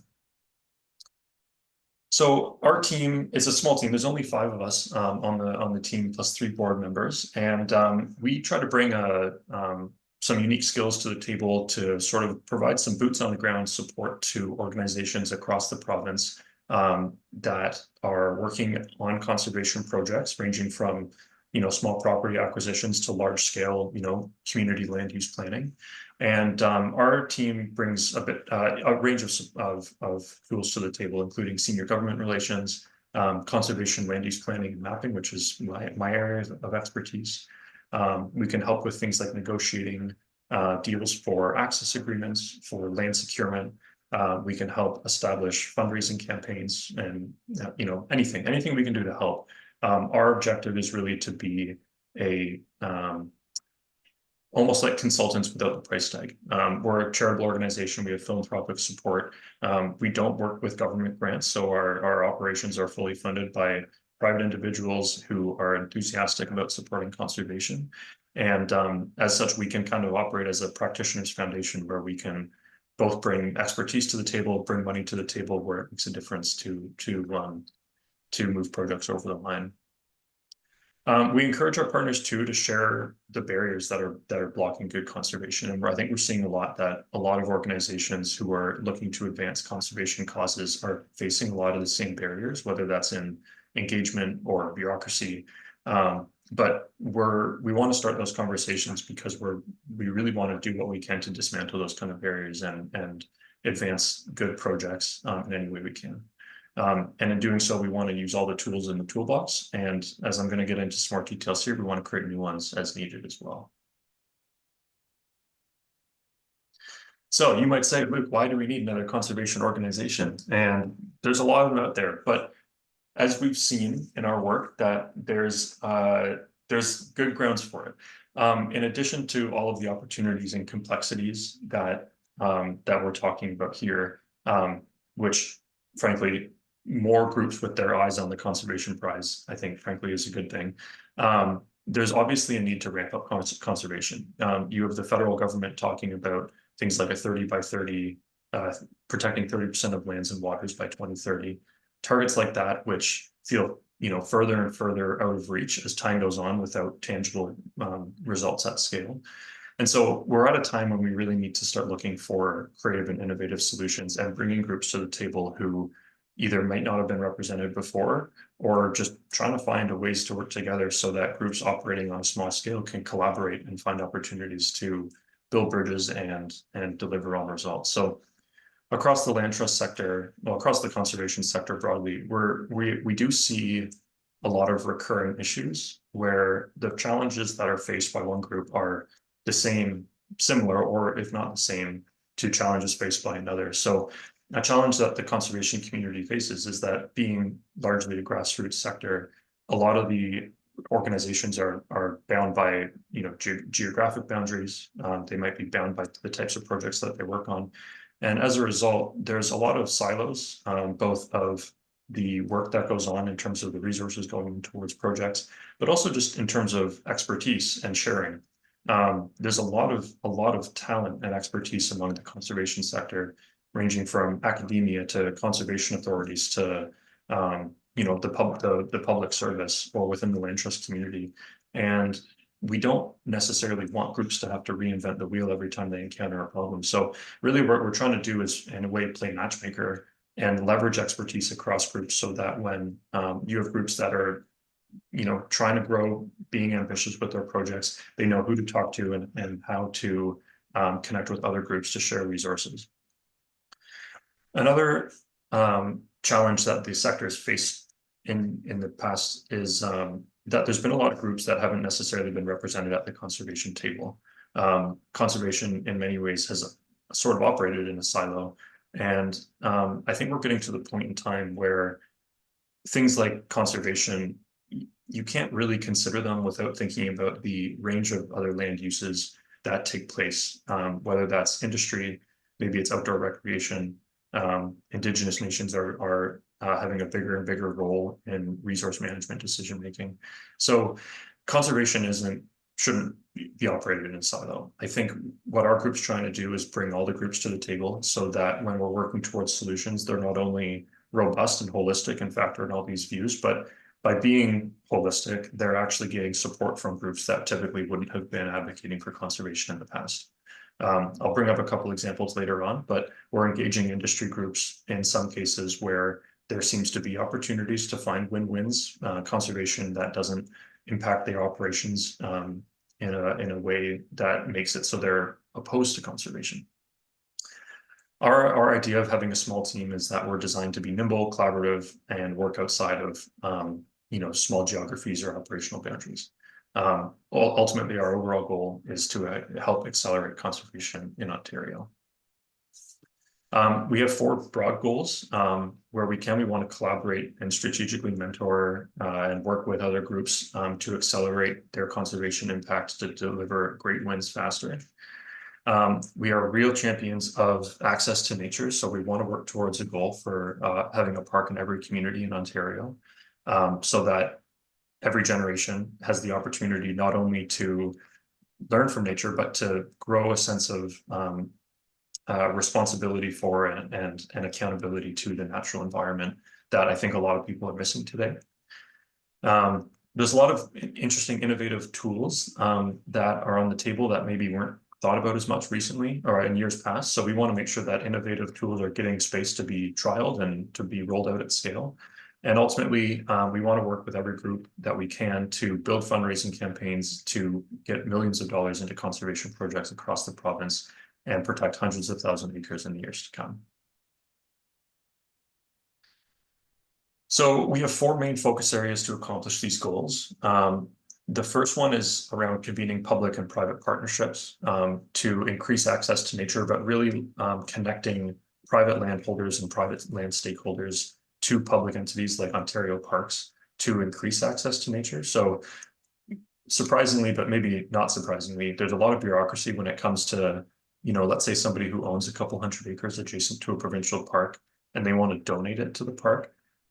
That process is way more complicated than it should be. And there's other examples too. It's not just as simple as donating land to a park and then it just becomes part of the park. There's other avenues where people may need, like a tax break or something like that. There's complexities in that. So we want to work towards building those kind of public-private partnerships where we can.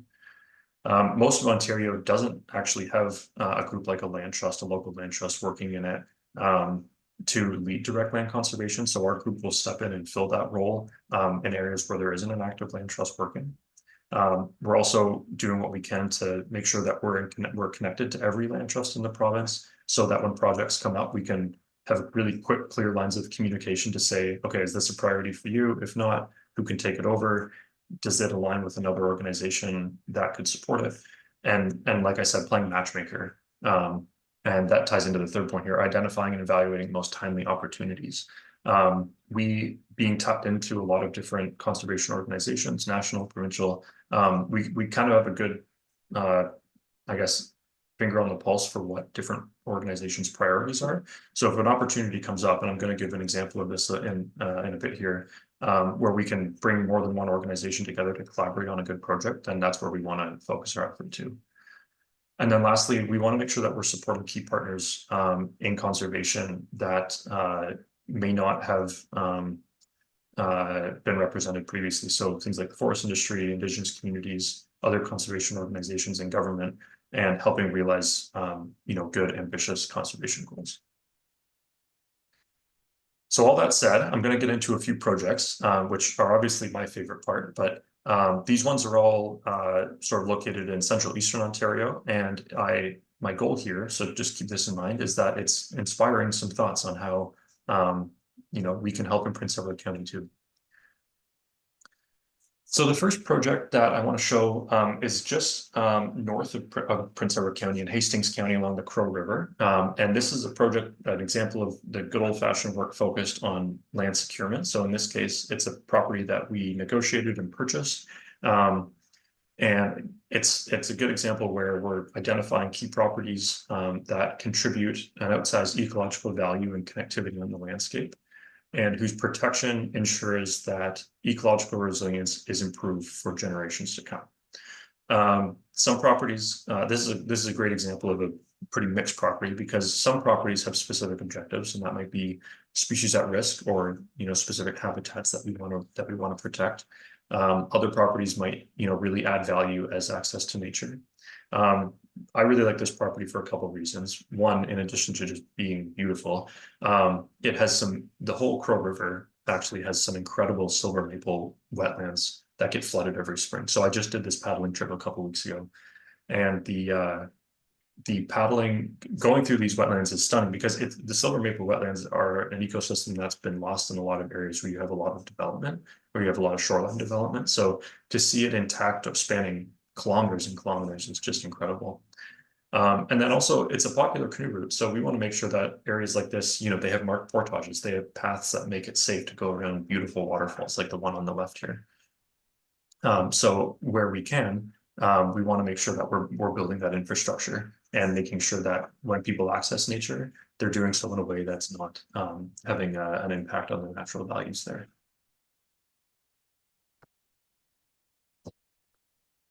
This is an aerial shot standing from almost the exact same spot looking north. I try to get the drone out with me every time we go on these trips because it's just incredible to see the natural cover. So for all of you geography nerds like me out there, just sort of center right on the image, that's a Whetstone Lake. Just past it, you can see part of Tangamon Lake. And then running south towards the left side of the image, running south is the Crow River. And my God, the water levels were high, but it was an incredible trip. Very challenging with all the damage from the ice storm, but it was just beautiful. Another project example is when we're not leading the acquisition of land ourselves, we're trying to encourage partners to do it. So we're very excited to recently have supported a joint effort between Northumberland Land Trust and Ducks Unlimited to secure the Biddy Creek wetland, which is about 300 acres in Northumberland County that if you're driving east on the 401, as you approach Brighton, you can look south and look over this massive expanse of wetland, and that's the Biddy Creek wetland. It came up for sale. It's been on Northumberland Land Trust, I think, priority list for a long time. And Ducks Unlimited, having a mandate for wetland conservation, was really excited to get involved too. So we were trying to play matchmaker for these groups for a little while too.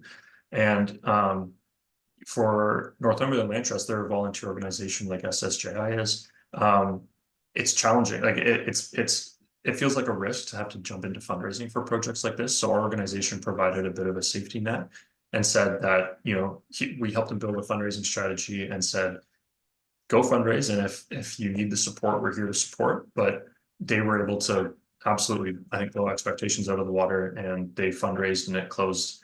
We actually just did an event a few weeks ago celebrating the property closing. So it's now officially in conservation forever. And two of these organizations have a great partnership in managing it for the long term. Another partnership that we're really excited about is an ongoing partnership with Quinte Conservation. In this case, working with a public conservation authority, there's a lot of opportunities because our mandates are so well aligned. Quinte obviously has a broader range of obligations and responsibilities on the landscape when it comes to things like source water protection, but in a way, when we can bring some resources to the table to help secure properties that advance that, we all win. So this first property here, you can see, I'm sure some of you know Tim Trustin, who's a biologist with Quinte Conservation, and our executive director, Mike Hendren. We are on a property right adjacent to the Elsevier Peatlands Conservation Reserve.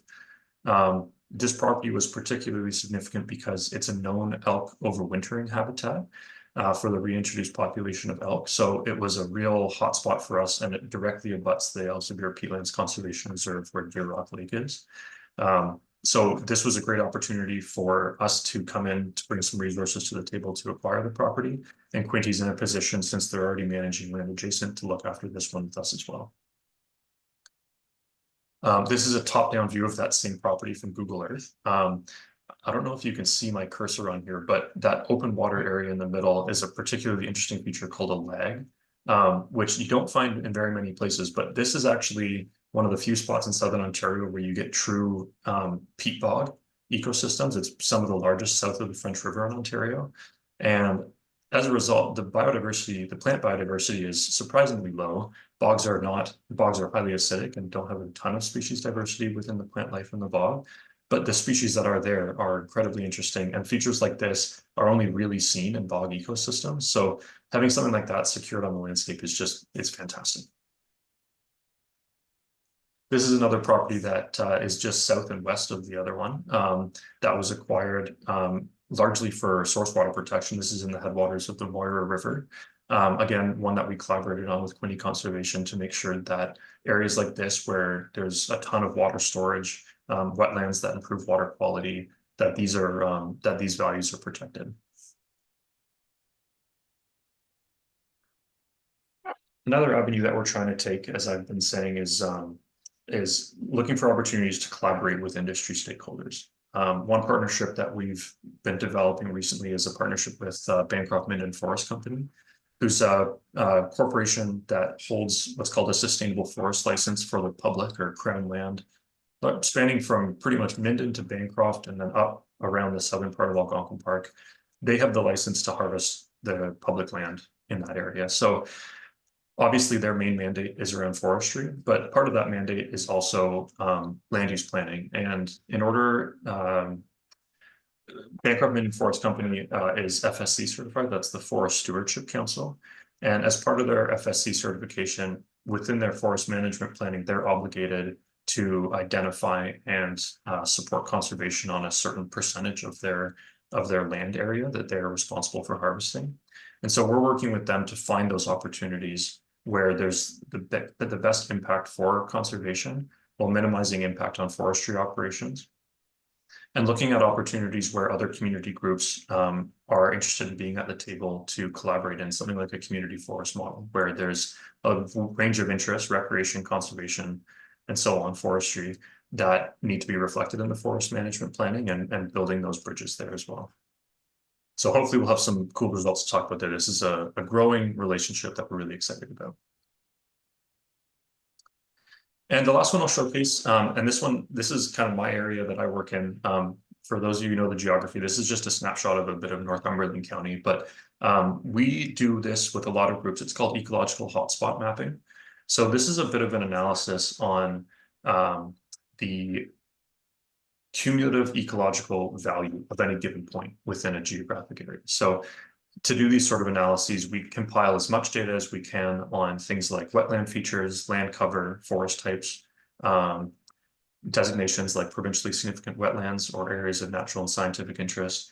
And we bring all of that information together to identify these hotspots where you have overlapping values and the greatest sort of conservation values concentrated on one spot.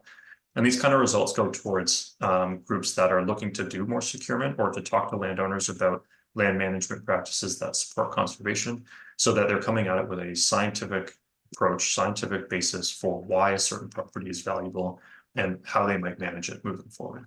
So this is an exercise that we're doing with groups all over the province that I'm really excited about as well. And a few other project areas. We are involved with the province has, I think the bill is in second reading now, but an amendment to the Provincial Parks and Conservation Reserves Act that would identify and allow for the creation of new urban provincial parks. The priorities and obviously the values of an urban provincial park likely wouldn't be the same as something like a wilderness park. More emphasis on access to nature, cultural heritage, opportunities for education, and so on.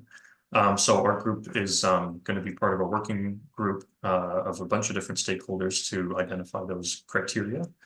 We're working on with the province on an expansion of the current networks of parks and protected areas to find opportunities both where private landowners can contribute to those protected areas, and then finding areas to expand them through public land as well. We're on working groups for a couple of those park expansions. And we have an announcement coming next month, and I wish that I could announce this now, but we have what will be considered the first private protected area in Canada. A lot of protected areas, when you think of them, are either through parks or conservation reserves in the public sphere, or it might be through a land trust or a national organization that it's private land, but it's a private entity, but that represents public good as a charity. We have worked with a partner to establish the first private protected area where an individual landowner can commit their land both during their lifetime and beyond it to conservation and have a recognized protected area status from the province and federal government, which we hope is going to be an interesting tool and an amazing precedent for other landowners who are interested in doing that moving forward. And last, some of you may have heard of this acronym before, but it's called an Other Effective Area-Based Conservation Measure. This is a tool that we're really hoping to deploy for partners who don't necessarily focus on conservation, but are maybe conservation adjacent in their land use. So things like forestry. An example I like to use would be something like a Department of Defense site on the South Shore of Prince Edward County. There's often, let's say, like a military base where you have a small area where there's the base and all the infrastructure, but then for security reasons or because of crazy things like unexploded ordnance, there's a huge area around it which isn't recognized as green space or conservation land, but functions like it and adds a lot of conservation value. OECMs are a tool that we can use to recognize and manage those areas for conservation without it necessarily being a burden on the industry or the owner who isn't really focused on that. So it's a tool in the toolbox so that we can study and direct resources towards conservation on those sort of adjacent land uses as well. And of course, I can't do this without my team. We have a fantastic team here at OCA. There's 5 staff now, 3 board members, and a massive list of advisors and supporters. So here's our team of our core 4, and then we were just joined a few weeks ago by Sophie, who's our new operations manager. And yeah, together we're really excited, and I think hopefully our passion for conservation in Ontario is inspiring a lot of others to continue good work too. So I just want to say thank you very much. And as I said at the start, I feel really privileged to join SSJI's board, and I'm really excited for opportunities, both personally to get more in the weeds in conservation within the Prince Edward County, but also from our organization's point of view, do what we can to collaborate and support in any way that we can. So thank you very much. Thank you very much, Luke. That was fascinating, and we certainly, as you know, look forward to working with OCA to see what we can do in our sphere. But I don't think you need to worry about being just one more organization. I think your approach is unique and really valuable. I found it interesting too to see that the Minden Forest Company seems to be employing beavers to help them with their forestry. Based on that one slide. Yeah, maybe not always to their joy, but they're certainly out there.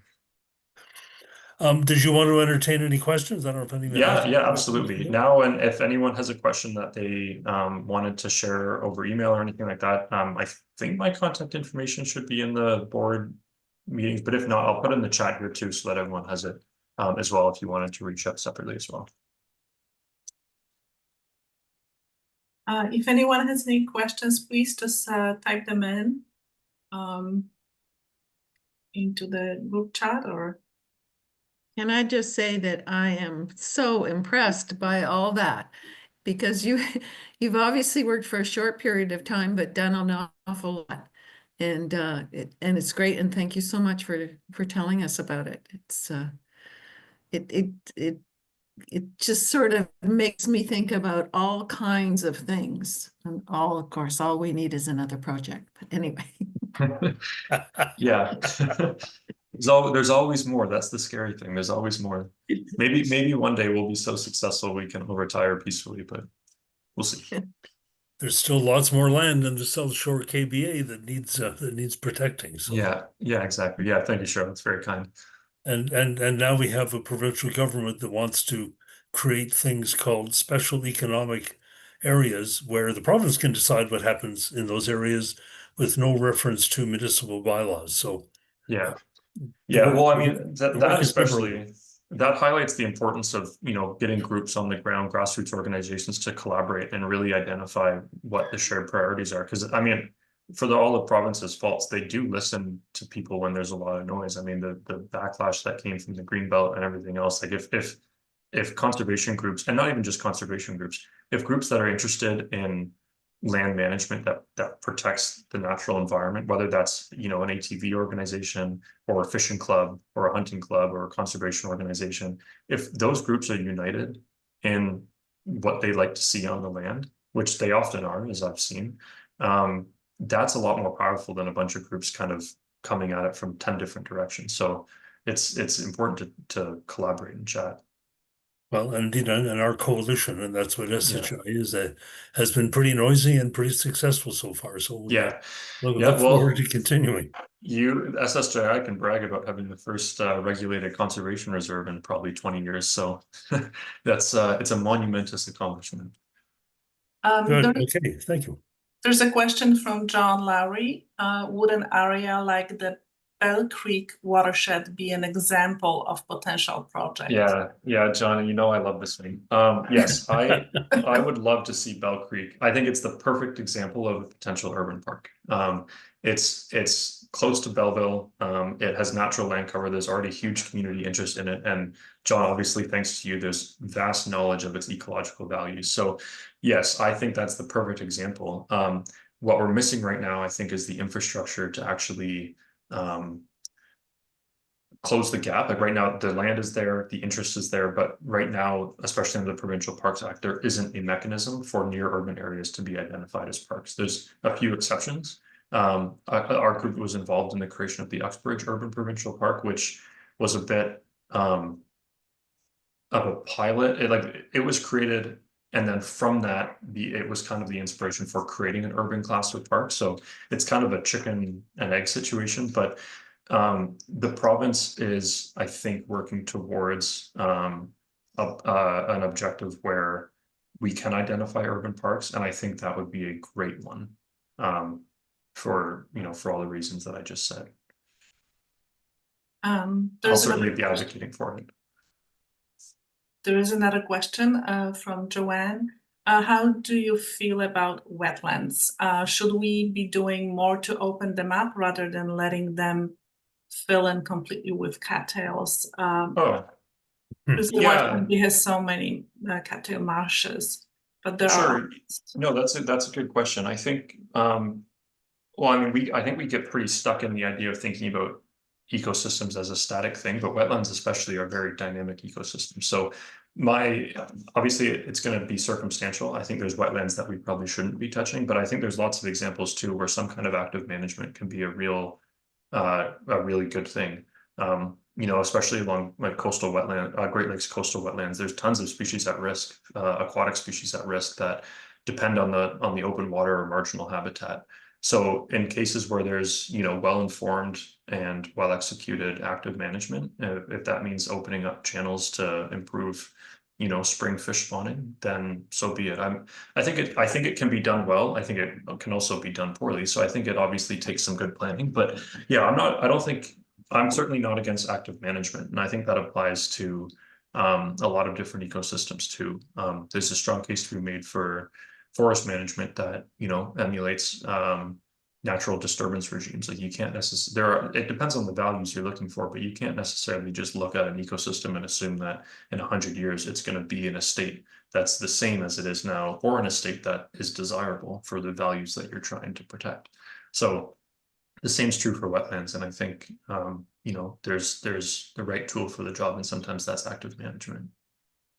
Yeah, and I would just add, there's a good local example, the Big Island Marsh that Quinte Conservation opened up channels in a number of years ago, which has been a tremendously successful project at reintroducing a lot of biodiversity that as you say, has been eliminated by that monoculture of cattails. So yeah, and I think we're used to pretty stable water levels on the Great Lakes, but before it was all dammed up, the water levels would have been all over the place, and those kind of wetlands would have been flooded out and wiped out and regrown.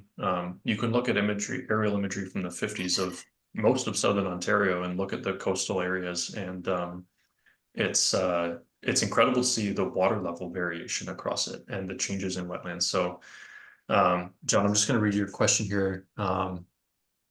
Hybrid cattails, narrow-leaved, do you think these two species be removed like frag? Again, I probably lean on the same answer I gave in that it would be circumstantial. I mean, certainly species that are behaving in a way that compromises biodiversity, it's worth considering how we can manage those to better promote biodiversity. Some species really kind of depend on being a monoculture. Like you look at like a jack pine forest, there's not a lot of diversity in tree species in a jack pine forest. But the management of a jack pine forest is to burn it down. And all of a sudden the biodiversity for the next 50 years on that site is incredible as it matures back into a jack pine forest. So it's one of those situations that requires, thoughtful management, but I'm open to that kind of active management for sure. And that question came from John Foster, which reminds me, John, that I failed in my slides to mention your contribution of the bi-monthly South Shoreliner, which is one of the most opened emails that SSGI sends out every month. So everybody should keep tuned every 2 months for the South Shoreliner. So thank you, John Foster. Is there anything else for Luke? If not, we've I guess kind of come to an end. This has been a really interesting and evening with a lot of passionate people and a lot of interesting subject matter. And I'd just like to thank everybody for tuning in and joining us. I think this is our best attended AGM probably ever, and look forward to working with you and thank all the members of the board, all the participants in tonight's presentations, and all of you for attending. And I guess I'll just wish you all a good night. Thanks, everyone.